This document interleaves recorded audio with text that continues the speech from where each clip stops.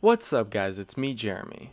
The playstyle of building damage on a support is starting to gain a little bit of popularity, and I used to think playing support like this was pretty bad, but with the new AP item changes, it's definitely not overpowered, but it is kind of good, and I do think it is a little bit underrated, and it's definitely a super fun way to play support.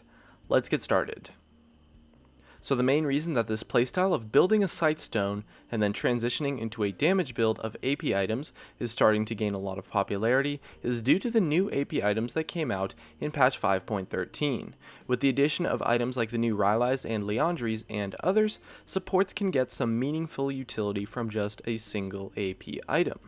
As well, the cheaper parts to build make it much easier to pick up, say, a needlessly large rod after a back, so you can get some power a lot earlier and start snowballing a lot faster, especially since you don't often back with too much gold, since you're a support, even if you win a fight. So the change to make the parts of major items cheaper was actually a pretty big buff to this support playstyle. And what the playstyle is fairly simple. You play a utility, high damage mage, and after picking up a Sightstone, it's very important, you must pick up a Sightstone, build what is essentially a standard AP build if you were to play that champion in the mid lane. Things like Cassiopeia, Brand, and Vel'Koz support are among my favorites to build in this way, but you also have loads of other options too. It's important to play a mage, since they tend to at least have a reasonable amount of utility and crowd control, as well as being able to make a lot out of just 1 or 2 damage items, due to the utility that is contained with most AP items, unlike an attack damage focused build. And this playstyle has a lot of pros and cons, but it's important to remember while you play it that you are still a support, and that your role in the game is still that of a support. You still need to control vision, you still need to kite, and always put your carries first. You just get some extra bonuses in the damage department at the trade-off of giving up some utility and kiting power. And remember that since you are still the support of the team, you need to have some kiting potential, meaning that it's crucial for you to play a mage that has some form of crowd control within their kit. So sorry guys, but Nidalee support probably isn't going to cut it. And so this playstyle is something that has the potential to be extremely successful in solo queue, since it has quite a few things going for it.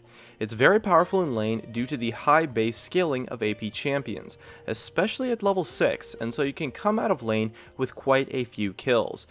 And it also snowballs extremely hard since you're building damage, so any gold that you get from a lead will give you an awesome boost in power, and if you pick up a few kills, you can become a secondary AP carry for your team and become a very real damage threat. Due to the burst damage nature, your pick potential is through the roof, which also helps a lot when it comes to roaming mid. And overall, players will not expect the amount of damage you can put out, so you can catch people off guard, and it's great because it gives you as the support player the ability to make plays by yourself, which you otherwise might not be able to do due to lacking damage in your kit.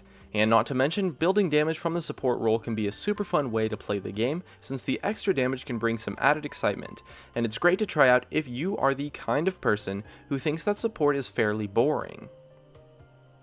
And on the other hand, this playstyle is quite poor for competitive play, and does tend to have a few exploitable weaknesses. The main reason being that it can be tough to perform the role of a traditional support that your team might want you to.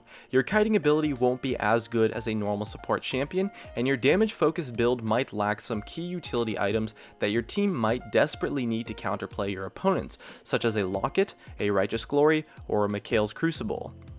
As well, you'll be super squishy, which makes it easier to punish mistakes that you will make, and makes your initiations quite poor, and so overall the playstyle has a hard time fitting legitimate team compositions and can be a little bit lackluster when behind. As well, when it comes to competitive play, the lane dominance isn't as impactful, since your opponents are very likely going to 2v1 you.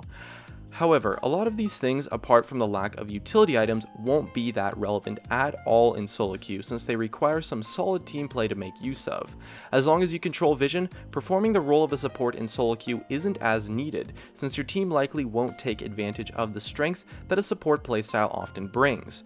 And kiting will be easier than it would be at the competitive level, since dives onto your carries are going to be a lot less coordinated, and quite often the extra damage to kill the target faster might help more than some extra crowd control due to the uncoordinated nature of the dive that the opponents attempt on you.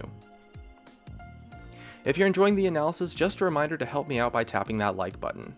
Also, it's worth noting that this playstyle of support has a somewhat different nature when it comes to matchups. Whereas a normal support might do a great job versus assassins, this playstyle of support tends to get fairly wrecked by them since they can outplay your damage quite easily and kill you really fast. But since assassins aren't that popular in the meta right now, it's not too bad. But it also does a pretty good job versus tanks too, since you can help kill them a lot faster.